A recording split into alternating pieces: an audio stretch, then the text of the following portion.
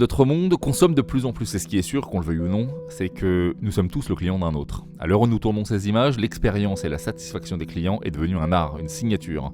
La façon dont nous traitons l'autre est presque aussi importante que le produit que nous lui vendons. L'erreur en la matière n'est plus concevable. Alors pour nous aider, comme d'habitude, l'homme moderne a conçu des outils, des logiciels de relations clients. Aujourd'hui, je pars à la rencontre d'un de ses pionniers. Ludovic Levé, c'est le patron d'HubSpot, l'outil dont les chiffres affolent tous les compteurs. Bienvenue dans ce nouveau numéro de Dixit. Bonjour à tous pour cette interview, entrevue filmée. Nous sommes dans les nouveaux bureaux d'HubSpot avec le DG France, Ludovic Levé. Bonjour Ludovic. Bonjour Olivier. Je suis très content d'être là. Très ravi de vous accueillir. Ensemble, on va redessiner les contours de ce qu'est HubSpot. En 3 mots, qu'est-ce que c'est? On parle de quoi? En 3 mots, HubSpot.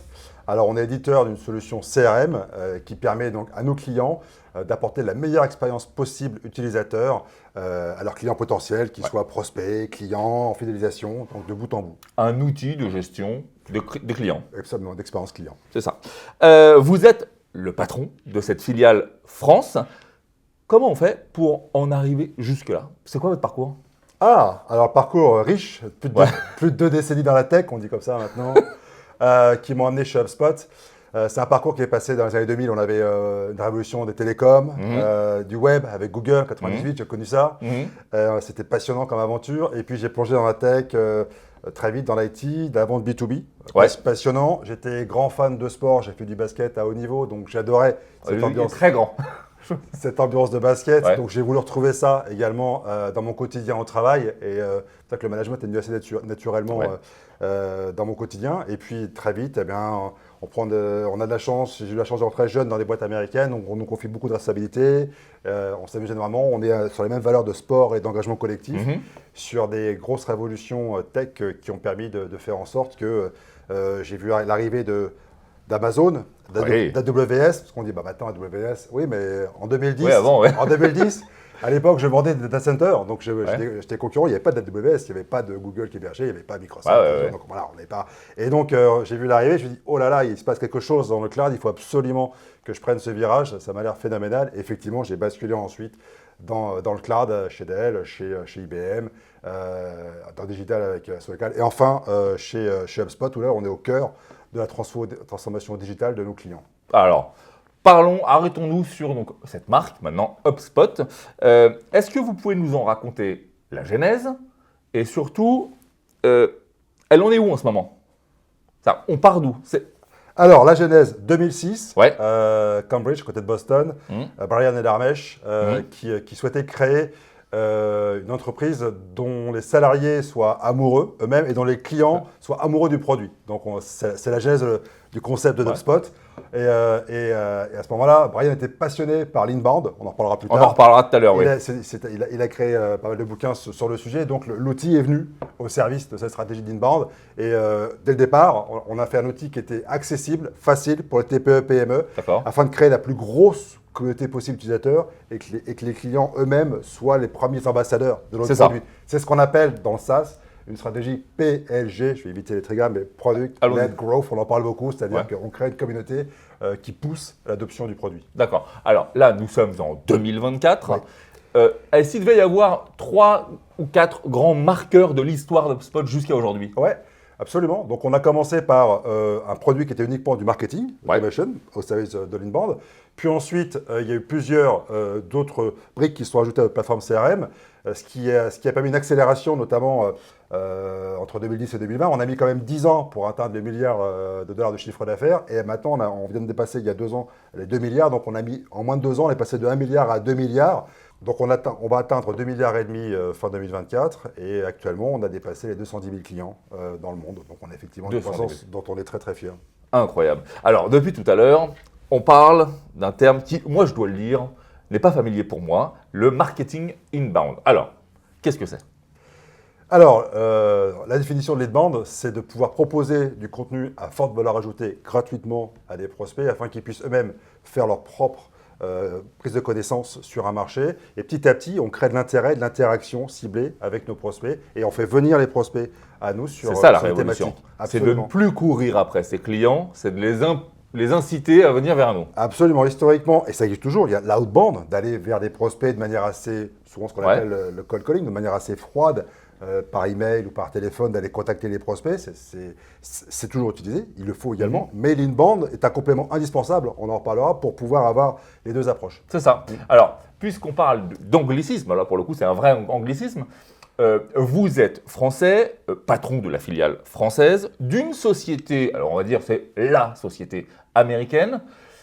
C'est facile à manœuvrer en France, une société américaine? Oui. Est-ce qu'on doit la franciser? Est-ce que c'est nécessaire ou pas? Eh bien, on est là pour ça, avec les limites de l'exercice. On a été habitué très tôt chez HubSpot à s'internationaliser, donc à sortir des US. On a aujourd'hui une part significative du revenu qui est faite hors des US. On a quand même 14 bureaux dans le monde, donc ce n'est pas le seul pays en dehors des US. Donc oui, c'est pas si difficile que ça. On a la chance d'avoir effectivement un produit, des développements, une image, une marque qui est connue, donc, sur laquelle on peut s'appuyer. Mais quand on arrive localement dans la France, il faut adapter ça avec le contexte gouvernemental, économique, réglementaire, concurrentiel. Et même dans le management? Et même dans le management, absolument. Mais l'écosystème au sens large, on a de la chance en France, en plus, d'avoir un écosystème tech qui est vraiment très florissant, avec beaucoup de levées de fonds, beaucoup de licornes.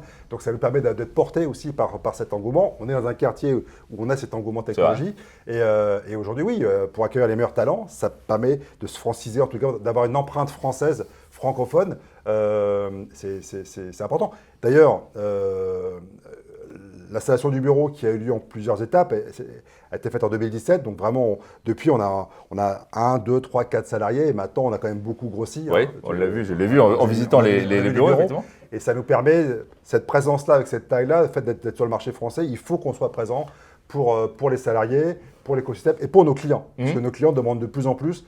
Oui, on fait des ventes et on fait des interactions à distance, mais oui, on fait également des événements clients. Oui, on fait des rendez-vous chez nos clients. C'est important. C'est tech, mais ça reste quand même relativement... Enfin, c'est très humain, finalement. Absolument. Est-ce que nos amis américains, patrons de la firme, j'ai envie de dire, sont sensibles ou sont à l'écoute de la French Touch? Comment on définit la French Touch? Non, mais voilà, de ce petit côté French que vous pouvez lui rapporter, par exemple. Oui, tout à fait, carrément. Ils sont surtout sensibles aux différences culturelles. Bah oui. On a toute une équipe qui s'occupe de l'internationalisation. Et on sait très bien qu'il y a des nuances très fortes en Europe qui n'ont pas du tout lieu aux US. Donc, entre les Français, entre les Nordiques, entre les Allemands. Donc, cette empreinte culturelle, ils en tiennent compte. Ils sont sensibles. Absolument. Et mon rôle fait partie de pouvoir adapter l'empreinte américaine aux différences culturelles françaises. Ouais. Une déclaration de HubSpot récemment, je l'ai notée parce qu'elle me semble être un virage dans le temps. Allez. HubSpot affirme que le temps est venu pour les sociétés de se réinventer. Le mot est quand même assez lourd de sens. Ouais. C'est quoi votre analyse là-dessus? Parce que suite à la période de Covid en 2020, on a eu une accélération forte de la transformation digitale des entreprises dans tous les pays, en Europe y compris, et la France encore plus. La France était le plus en retard. C'était pas dans nos valeurs? Sur le sujet, dans les habitudes. Donc on a vécu un rattrapage de ce retard. On l'a bien vu, nous, dans la croissance de l'activité et dans l'intérêt des entreprises. Et donc se réinventer, c'est réinventer la façon dont elles vont travailler, interagir avec leurs clients. On a parlé d'inbound tout à l'heure, en complément de l'outbound. Les deux sont complémentaires et il faut un outil, une plateforme qui permet de mieux développer cette interaction digitale avec le client. Et donc la plateforme CRM est tout à fait au cœur du sujet. Donc c'est vraiment dans cette transformation d'interaction avec le client. Les sociétés françaises n'ont plus le choix. Il faut qu'elles y aillent maintenant. Exactement. Toutes les tailles, absolument. Comme on dit, innover ou disparaître, je crois. C'est ça. Puisqu'on parle de CRM, c'est un peu le cœur de notre entrevue. Ça va vite, hein. On le voit depuis des années, le CRM, ça va très vite. Et il n'y a pas de raison que ça s'arrête. C'est quoi l'avenir du CRM? C'est quoi votre vision, vous? Alors, on est aujourd'hui, on parle de ça en 2024, où on est aux prémices de l'IA qui démarre. Alors, on va en parler un petit peu, oui.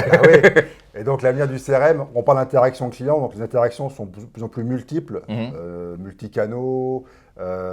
Aujourd'hui, on a des clients qui ne souhaitent plus être prospectés en direct.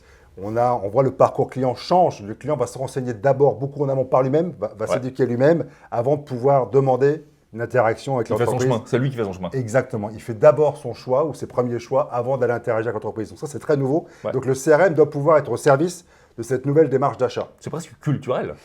Ça change presque les C'est un cultures. changement d'habitude. Et donc aujourd'hui, alors, il y a de plus en plus d'entreprises qui veulent prospecter suite à la transformation digitale. Les clients sont de plus en plus réfractaires à la prospection directe. Ouais. Il faut faire quoi? Donc il faut travailler beaucoup plus sur l'inbound, il faut travailler beaucoup plus sur la personnalisation des interactions et surtout faire en sorte que les clients soient les premiers ambassadeurs pour les prochains prospects. Donc d'avoir une expérience client qui soit la plus parfaite possible, c'est la clé aujourd'hui de la réussite. Donc le CRM doit pouvoir être au service de cela. Ça rejoint la question précédente. Est-ce qu'il ne faut pas rééduquer les entrepreneurs? Oui. C'est ça. Absolument. Et les entrepreneurs, oui, tout à fait. Alors aujourd'hui, quelqu'un qui crée une entreprise, il a très vite, il va essayer, actuellement, il va essayer très vite d'avoir un business digital qui tourne. Ouais. Mais tous ceux qui sont nés il y a 5, 6, 7, 10, plus de 10 ans, la transformation n'est pas évidente. C'est ça. Elle n'est pas évidente parce qu'on est sur un marché où il y a eu beaucoup d'outils, plus ou moins évolués. C'est un marché très concurrentiel. Il y a beaucoup de choses à disposition. L'éducation n'est pas faite forcément sur le marché. Donc nous aussi, notre rôle, c'est d'éduquer, d'expliquer à quoi ça sert en fonction des besoins, en fonction des problématiques d'un client. Il y a quelque chose qui est très et heureusement à la mode en ce moment au niveau des entreprises. Et les gens qui nous regardent et qui nous lisent sont sensibles à ça. Ce sont les valeurs RSE. Comment HubSpot s'engage pour plus de diversité, d'inclusion? Comment le patron français voit ces choses-là? Alors, déjà au niveau alors, le patron français, il est très promoteur de ces valeurs. On a un relais national des valeurs de diversité dans les équipes. Donc il y a une personne qui est chargée de faire respecter ces valeurs de diversité et d'inclusion. Au sens large, on a quand même une emphase très très forte chez HubSpot. On a un code de culture d'entreprise qui est disponible d'ailleurs, qui est accessible, qui est très très long, qui détaille tous nos engagements vis-à-vis de les règles du jeu. Absolument, vis-à-vis de la diversité et de l'inclusion. On a énormément de rendez-vous au sein de nos équipes et avec l'écosystème pour pouvoir faire la promotion de cette diversité et de cette inclusion. Et pour nous, c'est vraiment, c'est au cœur du sujet pour être un employeur de référence et pour attirer les meilleurs talents et pour que les meilleurs talents les plus divers possibles se sentent bien chez nous. Mais vous en parliez tout à l'heure en début d'entreprise. C'est en fait pour qu'ils soient fiers de cette entreprise et qu'il y ait des valeurs d'appartenance très fortes. Exactement. Il faut que le salarié soit fier de travailler pour nous et soit content de travailler. D'ailleurs, on l'a vu. Enfin, moi, je le vois. Je le dis aux gens qui nous regardent. On a de la chance parce qu'on est dans des très jolis bureaux qui sont assez neufs. Et d'ailleurs, ça respire le RSE ici. Quelques mots sur les nouveaux bureaux? Oui, on est très fiers puisqu'on est chez Morning. Je fais une petite pub. Belle réussite française au niveau des bureaux. Et ils ont une offre qui nous correspond parfaitement. On a aménagé en janvier 2024. De notre croissance. Et aujourd'hui, ce sont des bureaux qui sont modulables. Donc, on a un étage, on peut disposer d'autres espaces. Et puis, certifié B Corp, une grosse politique environnementale, du mobilier, jusqu'à l'aménagement des bureaux, jusqu'aux animations qui ont lieu dans les locaux, une très forte sensibilisation, une neutralité carbone. On y vient juste après. Oui, effectivement, on est vraiment sur des sujets qui nous préoccupent. Et donc, cette offre-là, elle est assez rare sur le marché, elle convenait parfaitement. Ouais, d'accord, ok. On en parlait justement. Vous êtes engagé, comme beaucoup d'entreprises françaises, il faut le dire également, sur ce fameux zéro net émission en 2040. Alors, c'est quoi la méthode? C'est quoi la recette? Qu'est-ce qu'on fait pour y arriver? On fait on a des engagements forts sur la réduction des voyages. On fait extrêmement attention. Quand il y a des rendez-vous physiques, on est très sélectif, parce qu'on a quand même les meilleurs outils possibles pour communiquer à distance, on ne va pas s'en priver. On travaille dans le SaaS, donc on consomme énormément de cloud, donc on fait en sorte d'optimiser au maximum la consommation de nos data centers, pour faire en sorte qu'on ait l'impact le plus faible possible. Donc par exemple, si on prend l'exemple en tant qu'éditeur SaaS, une solution CRM, on a la page par semaine, la page la plus fréquentée qui dénombre 27 millions de visites. On a fait le calcul que si on réduit de 1 seconde le temps de chargement, on économise de 312 jours le temps de consommation énergétique des data centers. Donc c'est énorme. Petit bout par petit bout. Exactement. Donc, on est responsable de ces sauts technologiques. D'accord. Alors là, une question qui fâche. Je suis désolé, il faut la poser. L'IA, gros sujet. Il y a des craintes aujourd'hui sur l'IA. Il y a des métiers qui sont clairement, on les a nommés un petit peu en péril. Les traducteurs, les juristes, les choses comme ça. Bon, votre outil, il est tellement formidable qu'en fait, il génère quelque part des campagnes marketing. Et moi, je me dis, si je suis un petit marketeur, je peux avoir un peu peur quand même. Je peux comprendre. On est en pleine révolution. On est au début de la révolution. Mais si je devais prendre un parallèle, je prendrais le parallèle du saut en parachute. Là, maintenant, il n'y a plus de question, est-ce qu'on monte ou pas dans l'avion? L'avion est en l'air. Ouais. Et la porte s'ouvre. Donc il va falloir. On a le parachute. La bonne nouvelle, c'est que nous, on fournit beaucoup de choses. Et c'est tant mieux. Mais en tout cas, il va falloir sauter. Et donc c'est normal que ça fasse peur, parce que c'est tout nouveau.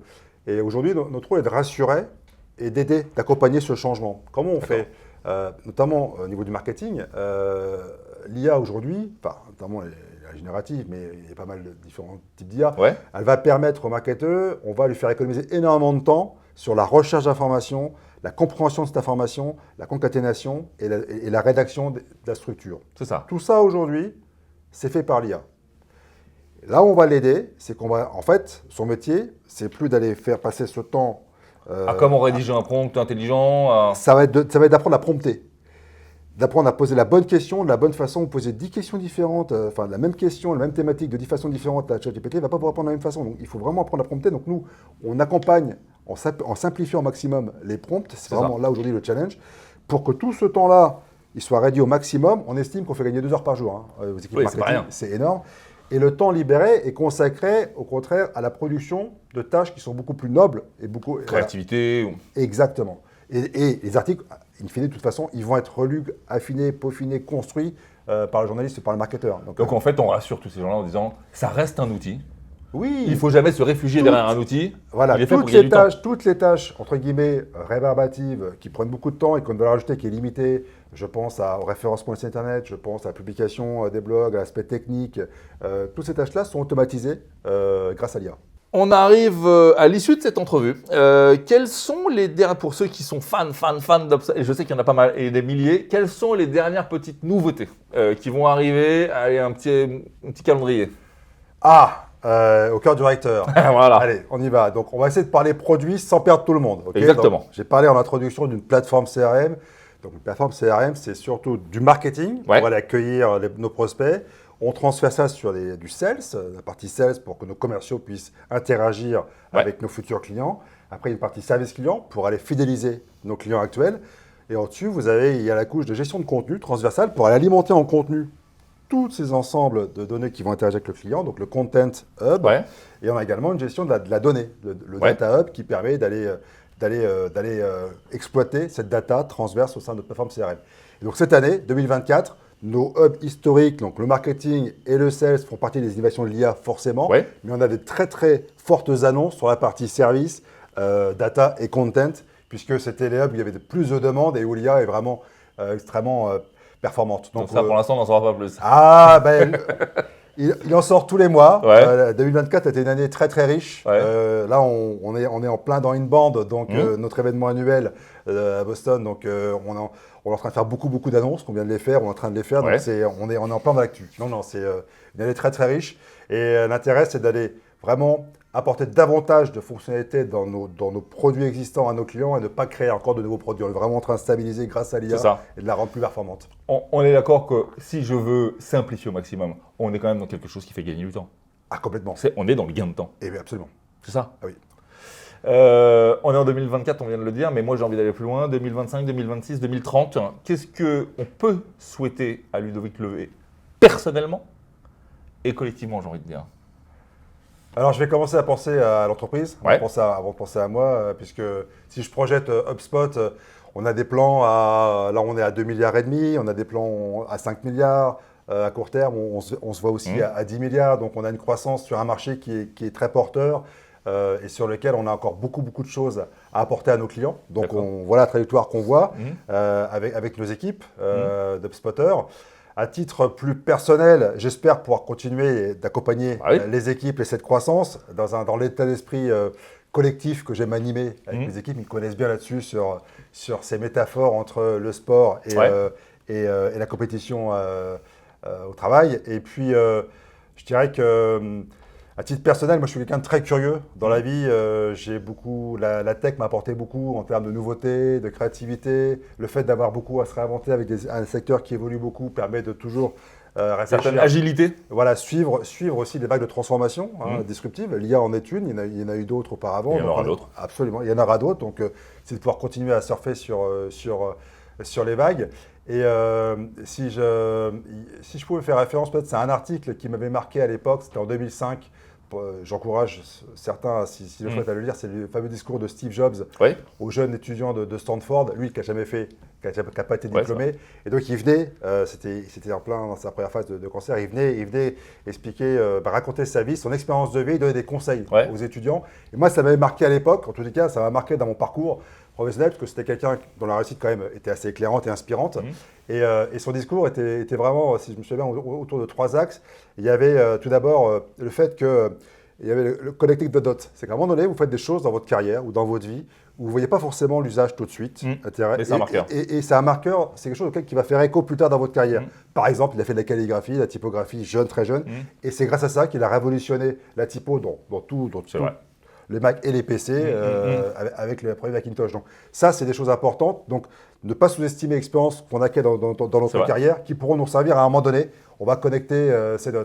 Il y avait également ne pas avoir peur de manquer, la peur du manque. Il avait créé Apple, il avait été sorti par le board d'Apple. Après, il a créé Next, il a créé d'autres sociétés qui ont été ensuite rachetées par Apple. Le hasard fait ça. Donc en tous les cas, on se re-challenge. Parfois, on perd des choses. Parfois, la carrière n'est pas faite que de trajectoires linéaires en ligne droite et extrêmement croissantes. Mais en tous les cas, il ne faut pas avoir peur de pouvoir se re-challenger pour mieux rebondir. Et souvent, quand on est dans le bon écosystème et qu'on apporte à cet écosystème, on s'y retrouve. Et même quand ça va finalement pas si bien, c'est peut-être un marqueur pour plus tard. Absolument. Et puis à la fin, il y avait une touche quand même qui était très personnelle à Steve Jobs à l'époque, qui était la peur de la mort. C'est qu'il dit, on m'a diagnostiqué un cancer important, là, a priori, je suis en rémission. Bon, l'avenir, malheureusement, n'a pas été dans ce sens-là, mais en tous les cas, il a expliqué que ça allait faire encore prendre plus conscience qu'il est important de vivre de ses passions, de tous les jours, donner le maximum dans ce qu'on vit au travail, dans sa vie personnelle, mais au travail avec toutes les personnes qu'on côtoie et qu'on anime. Donc lui, ça passe aussi par, et là, pour le coup, j'en suis de cette génération-là, c'est apprendre de ces révolutions qu'on vit actuellement. On a une telle chance de pouvoir bosser dans ces secteurs de la tech qu'il ne faudrait pas s'en priver. Mais il faut rester humble et surtout, il faut rester dans cette culture de l'instant. Allez, on donne le maximum et puis de toute façon, on va rebondir et on va apprendre des choses qui sont intéressantes pour l'avenir. Eh bien, Ludovic, c'est tout ce qu'on vous souhaite. J'ai été ravi et c'était un bon moment, en tout cas pour moi, de parcourir ce chemin personnel et le chemin d'HubSpot. Les gens qui regardent sont des amateurs, j'ai envie de dire. Je vous invite à aller suivre toutes les informations que vous trouverez sur le site d'HubSpot. Merci de nous avoir suivis et à bientôt.